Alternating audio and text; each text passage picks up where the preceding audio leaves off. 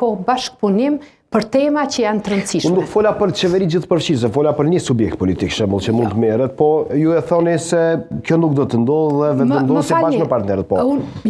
Është mendimi im. Absolutisht. Ne nuk e kemi diskutuar, ne presim rezultatin përfundimtar, nuk e kemi diskutuar me lëvizjen vetvendosje. Po ju pyes juve sepse është me rëndësi. Unë mendoj që nuk mund të injorohet vullneti qytetar prej 51%, edhe të shkohet tash me koalicione të cilat qytetari ka treguar që janë të padëshiruara. Zone Gërvalla, cili do të jetë roli juaj në qeverinë e ardhshme që po i bie kurti 3, qeveria e Republikës së Kosovës? A jeni përcaktuar apo jo? Po ne kemi pasur një propozim të një liste të qeverisë, të një formacionit qeveritar në tetor, më duket ka qenë kur kryeministri e ka vënë në votim në parlament. Unë nuk e kam diskutuar me kryeministrit të çështje, sepse vërtet edhe në vitin 2021 Aty ishte propozuar si ministre e drejtësisë. Unë kam qenë propozuar si ministre e drejtësisë, nuk besoj që do ketë shumë ndryshime në atë listë, mendoj që do të ketë, por nuk do të ketë shumë ndryshime.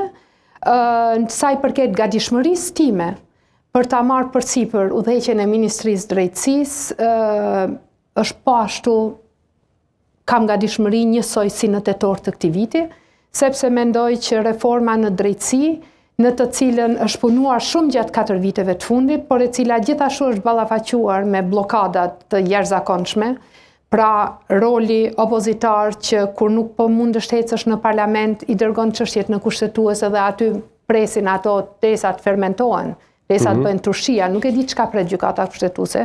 Edhe me ligjin për byron për konfiskim pasurisë së justifikueshme, edhe me ligjin për vettingun, nuk e di çka pret.